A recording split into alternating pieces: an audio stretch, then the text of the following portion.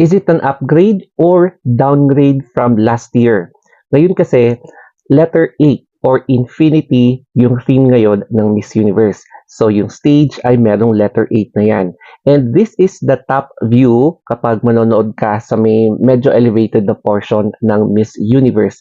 And dito mo talaga ma-appreciate yung overall look ng stage kasi nga dahil sa infinity na yan. Iba naman ang magiging view mo kapag nakatayo ka doon sa arena view or arena floor, I should say. So, ganyan na makikita nyo yung Miss Universe stage. 360 view from the stage hanggang sa makikita mo yung mga back seats, side seats, mga ganyan.